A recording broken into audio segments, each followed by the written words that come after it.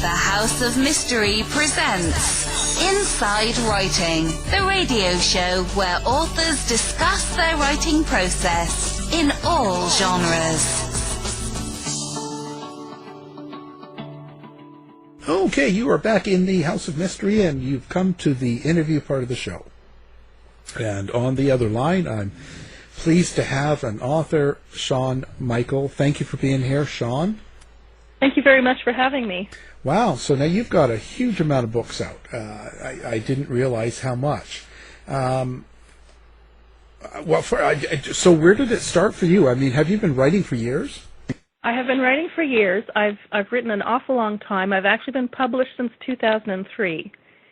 Torquay Press, two good friends of mine started it because there was nothing at the time that really was publishing gay romance, other than, I think, St. Martin's Press in Kensington, but they were print books.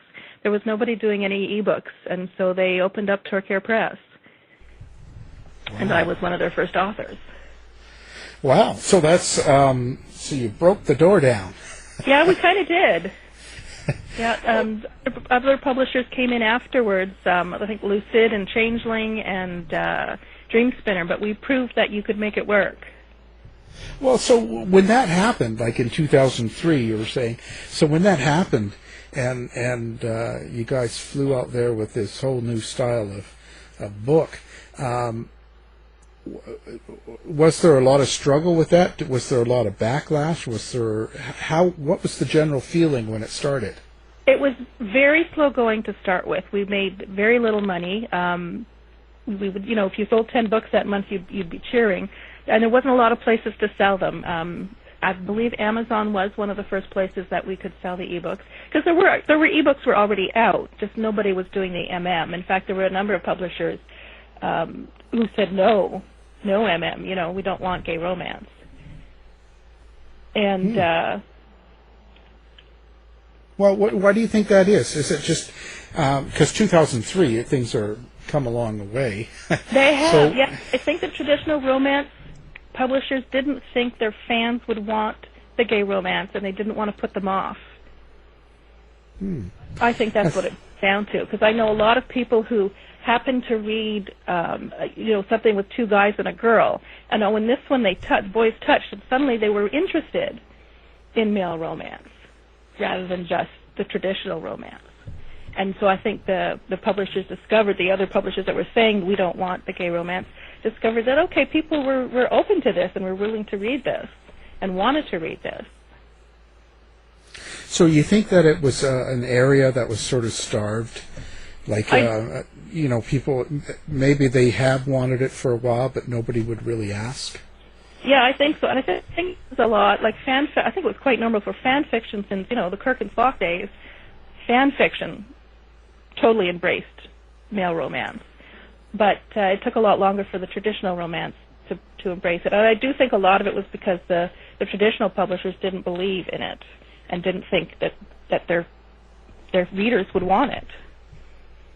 Right. And of course, once they discovered that they did, Harlequin has Carina Press now, and all the publishers the online publishers that weren't taking it started taking it. So it comes down to money. Absolutely, yes. The publishers, absolutely. Yeah. Well, they're a business. They want to survive, and they don't want to just publish anything. I get that. Yeah, absolutely. So, how did you yourself personally get into writing male romance rather than any other field out there? I did start with fan fiction. I started with a show called The Sentinel in the 90s on the CW, and it was about this cop who had these extraordinary senses, and he wanted with a guide, and the guide came and lived with him, and it was like, oh, this would be so much better if these guys were actually a couple. So I started reading it, and then when I saw The Phantom Menace, I fell in love with Qui-Gon and Obi-Wan, again, as a couple, and I started writing it. And then it was, well, why can't I do this with my own stuff? Why do I have to use somebody else's characters? I've always wanted to write original stuff, so let me just start writing original stuff. And I did, and I had met my friends, B. Tortuga and Julia Talbot, through fan fiction, and they said, well, let's publish this stuff. And boom, there we are. So, what do you find when you write something like romance? Where do you get the romance from? Like, I don't know how else to put this, because when I talk to, crime or mystery or true crime or all these different other fields of writing, I can ask them, where did the murder come from? Like, where does your feeling for that come from? So where does the romance come from? Well, I believe everybody deserves love, no matter who you are. You deserve love, and you deserve to love the people who you want to love. Not because, you have to love this person or that person because you're in the same race or sociogeographic or gender or whatever. That you should love who you love, and that you deserve a happy ending. And so I want to write people happy endings. And the characters just kind of, I say they show up in my head, which they kind of do. I'll be thinking, I'll see somebody and go, oh, that would be a neat character. And suddenly I've got this guy who's an artist, who does this, who does that. And lo and behold, another character shows up to be his person. Wow. So, and so when you have characters, now, I'm not sure, but looking at these books that you've done recently, the Teddy Bear Club, Adding Up to Love, and The More the Merrier, they almost look like a collection. They are. They're part of a series called the Teddy Bear Club, and the Teddy Bear Club is a group of single gay dads, who meet together, started off informally, and now they meet twice a week, just to get together and talk, have somewhere to put their kids so their kids can play together, and they can just get some adult interaction and with like-minded people. And so the stories come out of that. Each of the books follows a different couple who go to these informal meetings. So you don't have to read them all. You can just read one, and it doesn't have to be in any particular order. Yeah, you can just read I think it works a little better if you read them all, and that you'll know who because the other characters show up. They do cameos. They'll be at the meeting, and they'll mention so-and-so and so-and-so. And I think it might be a little richer to have to know the first two guys' stories when you see them in the third book, but you definitely don't need to have. Yeah. So do you plan on making this a longer-term series and having even more characters come into the series? Probably. If they continue to pop up and ask for their stories to be written, I will. Well, it's curious when you say that. So how do you know when you're going to write about something that you had the idea of? If I have the idea and the characters are there and I have I usually have anywhere from 3 to 6 stories going at one time. And part of that is because I'll get this idea and it's just got to be written. I find if I write down an outline, I never get the story written. There's something about writing it all down in point form that then my brain goes, the story's been told. I don't need to write it out again. So I will, if it's strong enough, I'll just sit and get it started, and then I'll maybe work on a couple thousand words on one story, and then when it starts to feel a little more I'm pushing instead of it flowing, I'll move to a different story. So that's how they get, the ones that are strong enough get written, the ones that are like they're in my head and I can't get them out without writing them down. Those are the ones that get written. And usually that's how a series will start like that. I don't always know that a series is going to be a series. Sometimes I'll think I'm writing a short story, and suddenly it's a full book and it's got 3 or 4 characters that are going, hey, we were a side character, we'd like our story next, please. Or I like the concept so much that I will find new characters for it. Well, I mean, I just wonder, so, okay, now we've got some characters. How do you develop them? Like, because they're not real, right? No. No, so now I should clear that up. So for you, when you get your characters, they're totally out of your imagination, right? You don't right. Take it like, it isn't like a brother or sister that you've taken. No. I might be inspired in that I see somebody, in the bus with 2 heavy bags looking sad, so I might riff off of that, but that'll be the most. That, it's not people I know, it's not characters on TV or anything. They do just kind of appear in my head. Sometimes, I'll get this character, the guy who owns the coffee shop, for instance, in the Teddy Bear Club series, and all I knew was that he owned a coffee shop, he had twin girls, and his husband had died of cancer. That's all I knew. But as I write, I get more. It comes to me. And the odd time, I'll be writing stuff, and it's like, why is he being such a jerk? And then something else will come out, and it's like, oh, well, that's why he's being a jerk, because of this thing in his background. Other times, they'll show up, and it's like I know everything about them. All their details. Before I even start actually writing them. Did you ever wonder why? I don't. I don't question it, because it works for me. Well, and so I now a lot of authors I've spoke to over the years, quite often when they're in the fiction category, I ask them, are your characters like your kids? And quite often a lot of them say yes. How do you feel? Yeah, I don't know if I'd call them my kids. They're more like friends, I think. Okay. Because they are, well, especially while I'm writing them, they're very real in my head. Very real. Well, now, are there any times that, this is one I get, are there any times that you've met someone in your life, in your real life, that you absolutely can't stand, or has been absolutely terrible to you? Have you ever taken and made a character about them and maybe give them a bad life or killed them off? I have never done that. Okay.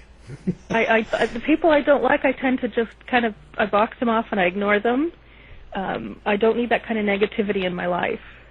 I might have done it 20 years ago if I had been writing at the time, but I've gotten to the point in my life that it's like, you know what, I don't have time for things that make me unhappy or super angry that I can push away.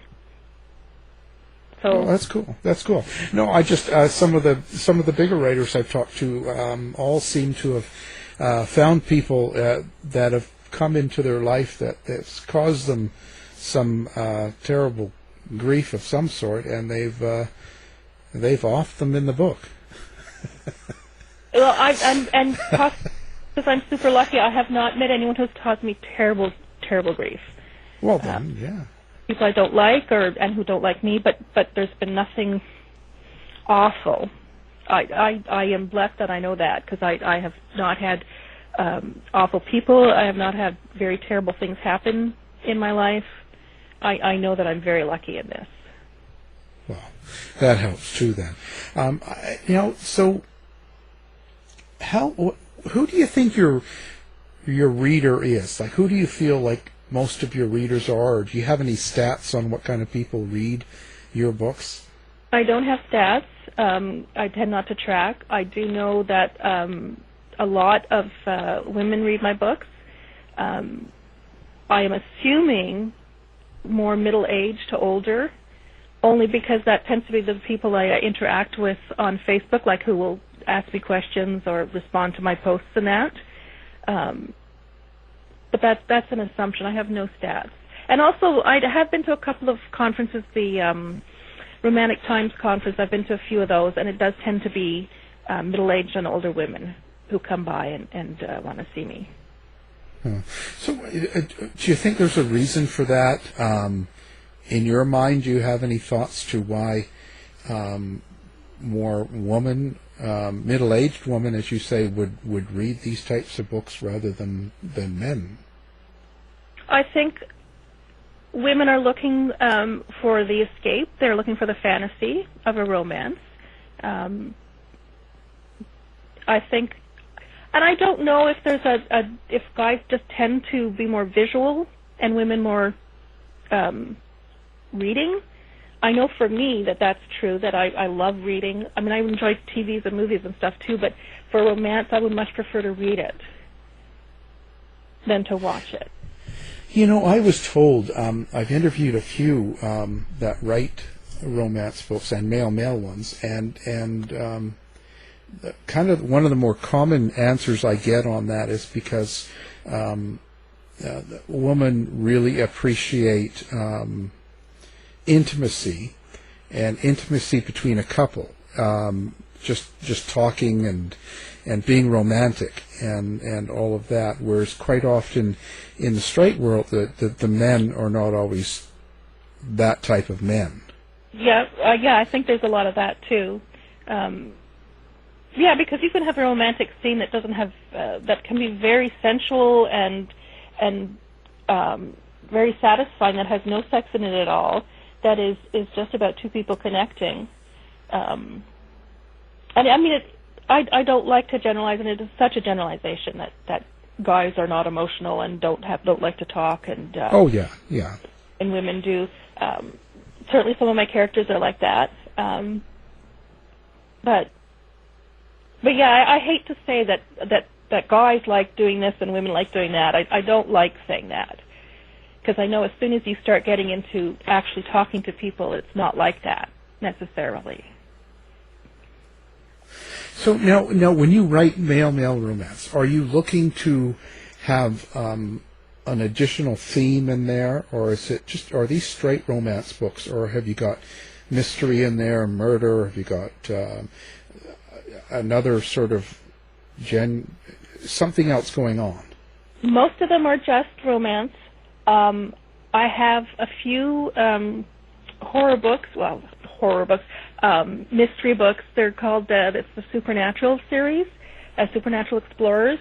They are a group of ghost hunters. And in those, there are, in the first one, the guy is possessed by one of the ghosts they're hunting. In the second one, they have to lay a ghost to rest. And that's got elements of ghost and horror. I guess that's a horror genre. In fact, the second book, I actually had to pull back. I had just gone full-fledged into it. I was reading it back, and I go, oh, this isn't supposed to be romance. I have to blast third out and redo it, because I had gone too far into the horror for it to still be a romance. I really enjoyed writing those, and I love Stephen King. I love reading horror. I'm not so good with watching it just because I get spooked, and then I have a hard time going to bed. Yeah, that's no good. So when you get into the paranormal side, where do you come from on that side? Do you have a paranormal belief? Do you sort of have a belief in spirits and ghosts and afterlife and all that? Do you have that already going in your mind? A little bit. I don't believe. I don't think there's I don't know. I shouldn't say that, because when we moved into our house, for the first 2 years, whenever I woke up, there was a ghost on the ceiling of a young boy.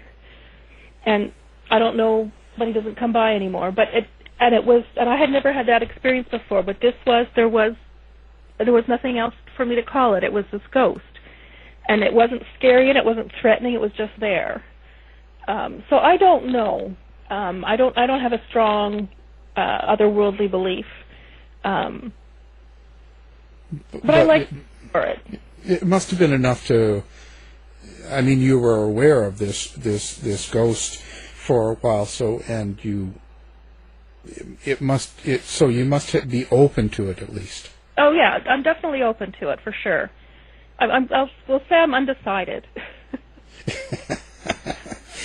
I believe there's more to the world than what we can see. I just don't know what it is. Right. And so when you write paranormal romance, so are you kind of really getting into the fantasy of what type of characters you're going to use, or is it just pretty straightforward, a ghost, or and how do you decide? Well, with the ghost ones, it's my characters buy into it, so I buy into it that ghosts exist and they're searching for them and whatnot. With the paranormal side, where it's like werewolves and dragon shifters and whatnot, that is more of just the fantasy of the werewolf in the pack, the vampires, all the mythos that goes with that, and same with the dragon shifters. It's that these are just cool, because I don't believe dragons exist. No? No. I don't. Wolves are vampires, so. Only on TV. Or in those. And so, it's really, so when you have written all these books, when you put a book out, is there some sort of theme beside the story? Is there an underlying theme or subject that you'd like people to take home with it after they've read? So I buy your book, I read it, and of course I get the top story between a couple or a ghost or whatever it was. And at the end of the book, besides that, is there some underlying thing you'd like me to have? I want people to believe in love and to believe that everybody deserves their love story and their happy ending, no matter who they are. And that really is the message that I would like people to get from reading my books. Well, and that really, that I do not write to other themes that I'm aware of. Yeah. So what would your advice be now? So if you hear from a new writer, someone that's writing in this sort of style of book, what advice would you give to them? Write what you want to write. Don't write X because you think that's what people are going to buy. Because I think it's going to make, you can if you want, but I think it's going to make it a lot harder on you if you're trying to force yourself into constraints. And I think if you can write a little bit every day, keep coming back to it, because there are days when I don't want to write. It's totally work. It's just work. It's not fun at the moment. But if I make myself just sit down and keep writing, then I'm ready when it is fun again. When the words are flowing, when I can spend the same hour that I was taking to eke out 200 words, I can eke out 1,000 in that same hour. It's got to be a habit, I think. If you're serious about it and you want it to be a career, I think you do need to make it a habit. Now, so what do you do? Like, for instance, I don't know if this affects you, but let's take the year 2020 here, and there was the COVID, there's the all of the Black Lives Matters, there's all these riots, there's a real iffy presidency and all this stuff, and there's a lot of stress and pressure and conspiracies and people calling names and things are on fire, so you got all this stuff going on. Can you still write as if none of it was going on? No, I had 6 months where my writing was at best half of what it usually is. It was just hard to. I waffled between days of where I sat in horror watching Twitter, and worrying and stressing and being upset, and then other days where I was able to shut it all out and work. But 2020's been hard. Yeah. 2020's been crazy. The pandemic part, as far as being stuck at home and not being able to go out, this is kind of my life anyway, so that was not a change. But now there's all these people dying, so it's stressful. And I do, if I get to, I'm Canadian, so it doesn't directly affect me, but it does, whatever happens south of the border does definitely affect us. And I will have days where if I dare to go on Twitter, or my husband will say, "Oh, did you see what happened in politics?" And I'll be, and I'll just get going, and I need to really stop myself and go, okay, take a breath. You're upset, you've expressed it, let it go, because you can't fix it by being so upset about what's going on. Yeah, it's not going to matter either way. But I go through the same thing. I'm writing true crime and murder, and you'd think it would help, but no, it blocks me down a lot of times. Yeah. I don't know what it is. But I know plenty of writers that have had no issue at all. So writing is a place, so I very much try to leave that stuff out. But a lot of the time, like I said, I have to for the first time ever, I'll go for a week and a half and not even look at Twitter or Facebook. Oh, good. Because I know I will find stuff that will upset me. And I do find it harder to write if I'm, really upset. Yeah, it's strange how that can affect you when a lot of times on either one of those platforms you don't know most of the people anyway that are upsetting you. No, but it's not necessarily them that are upsetting me, but it's what's happening that's upsetting. Yeah. I'm a white middle-aged woman. I have it very good, and I knew things were bad. for people of color in the States especially, but also here. I didn't know how bad until the riot started, until I saw things, people started posting stuff on Facebook and on Twitter far more so. I was in my view a lot more. And you can't just ignore that, you know? Yeah. And it didn't matter if I knew the person or not at this point. It was how could we let people be treated like this? Yeah, it's been pretty rough. The stateside, it's been, in some cities it's really bad. Much worse than others. Across Canada, it's pretty light comparatively. Comparatively, sure. We still definitely have the same issues are going on up here, but yes, it is a little... Well, I think Canadians handle it in a slightly different way. Like you don't have 17-year-old kids going down the road with an AR-15 shooting Black Lives Matters. You don't have that. Whereas that has happened in the States. They shoot each other up a lot. They handle these sort of issues way more aggressively, and that's what's scary. Absolutely, yeah. You know, because it gets out of control. So, what do you do for writer's block? Like, what is there something you do yourself to get out of a block? Sorry, go ahead. No, I was going to say, even if it wasn't the COVID and all these, let's say it's a normal year, everything's sunshiny and happening and everything, and you kind of all of a sudden can't write. You get in a block. Is there a way out? My big thing is that I don't work on just one document, right? I've got, as I said, 3 to 6 going at any time, and usually there's a couple that kind of are like sort of they stalled and they got left stalled for a while that I can pick up later and work on. But still, if I have a happy family story and I have a BDSM story and I have a paranormal story going, if I'm blocked on one, I can usually switch over to the other and get moving with it. So I don't have a lot of time where I have blocks. Every now and then I get super lazy and I don't feel like doing anything, and then I will binge things. This weekend we binged Lucifer. Oh, there you go. It's gone to Netflix, hasn't it? It has, yeah. And has it got better or worse, or do you think it's the same? I think it's gotten better. This 5th season in particular was really good. They've only showed the first 8 episodes because they apparently hadn't finished filming the last one when everything got closed down. So there's 4 more to come, I think, for this season before it's over.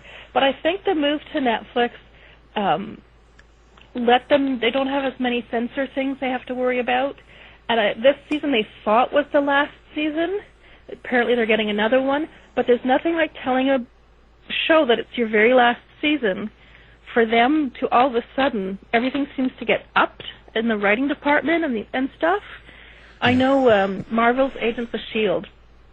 I'm a huge sci-fi and fantasy fan, especially when it comes to TV and movies. And with that show, some seasons were good, some were bad, and then they had, this past summer they showed their final season, and I guess it was because they knew it was their final season. It was like, oh my God, I wish the show had been like this all the way through, because it was amazing. the death roll. Yeah. So what is it about something that makes it good for you, like good writing? Is it in the literary sense? Is it in the wording, or is it just truly about the story and characters? For me, it's about the story and the characters, especially the characters. There's nothing worse than having a show where you're going, the show's been on for 10 years, that character would never do that. That is so frustrating to me, and I consider that bad writing. Or if you have a movie that's got this really awesome idea, and it's a boring movie, or it feels like it's a 2-hour movie, it feels like it's an hour too long, I put that down a lot to writing.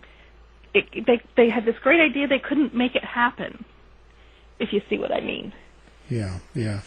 One thing I find frustrating, or the most, is when they're doing a show in a different time period, and the writing is modern. So they say and do phrases that we would say and do now, and it's supposed to be the 40s. Yeah.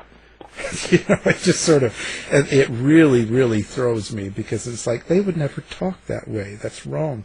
And I'll stay focused on when they do that, and it wrecks the series for me. So, yeah. I guess, No, I can see that. I know when I write fantasy, I've got one very, very much fantasy book. It's currently out of print, but it's called Wind Brothers. And I know when I was getting it edited, every time I used okay, the person said, "This is a fantasy novel. Are they going to say okay?" And it's like, no, that's a 20th century word that we use. And this is, I mean, it's not this isn't in our world at any time period, but it's another world. And why would they use that particular word? So I know exactly what you mean about not using the right language. Yeah, I'll see it, or I'll see something from the 50s, and someone, "Oh, thank you for your service to an officer," and it's like, well, come on. Like, yeah, that's strange. like, come on. Like, sometimes I could see, it's probably some writers are working heavy duty to put out a lot of scripts for a lot of shows, and they just have probably a formula way of doing it, and sometimes it gets mixed, but it bothers me. But anyway. Enough about me.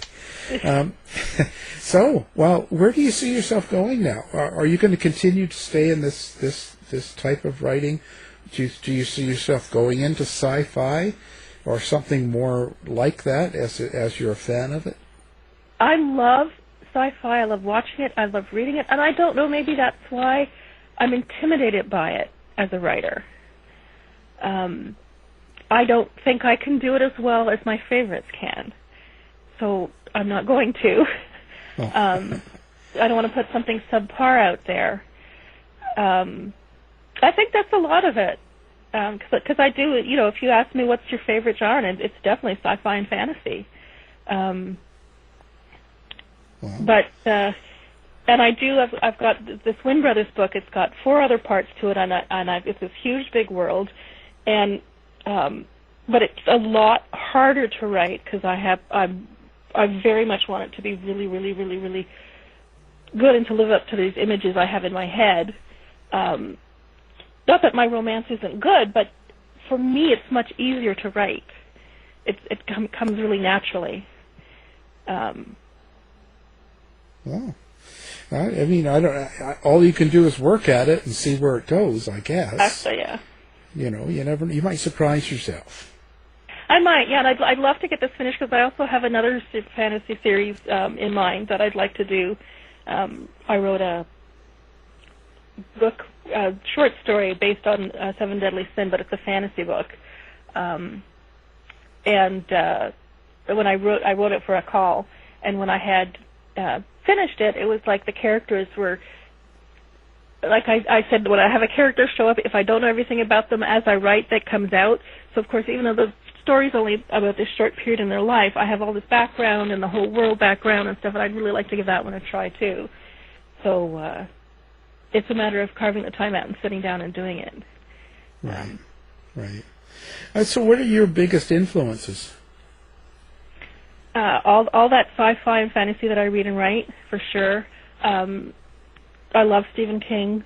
And as far as the romance goes, I used to, when I was in university, I'd go to the library or I'd go to the used bookstore and I'd bring home Harlequins. And then I would just, when I was finished my work, I'd go to bed and I'd read the book and go to sleep. It would clear my mind. So I have a tradition of it, of having read it for a long time. So I don't know if it's an influence in that I try and write like a certain author as much as these are the books that I enjoyed reading that were palate cleansers, that were just a little bit of time off from every day. Yeah. A little bit of Fabio. Oh, that's hilarious. Well, that's great. Well, now, do you have a website people can come find you at? I do, but it hasn't been updated in about a million years. They're better off finding me on my blog. Okay. Let me see if I can get the address for you here. I don't know it by heart. Of course, my computer is closed down since I left. I tend to work with 80 million tabs open, and I will leave my Facebook and my Twitter and my blog and all that open, and then every now and then and I'll leave stuff I want to get back to later, and then every now and then your thing updates on its own without asking you, and I lose all my tabs. That's how it goes. So it's SeanMichaelWrites.blogspot.com. Perfect. Now we're going to have that up on our website. People can find it, then one link, and just go click if they're listening and they want to find you. Thank you. Wow. Certainly been an interesting conversation. I always love talking to writers, and glad you took the time to talk about your work. So, well, thank you for having me. You're my first spoken interview, and it's been a lot of fun. Well, yeah, and hopefully it remains fun. So some of them are mean, so look out. Well, our guest has been Sean Michael. Thank you for being here. Thank you very much. To find out more about our show, guests, or to listen to past shows from our archive, please go to www.houseofmysteryradio.com.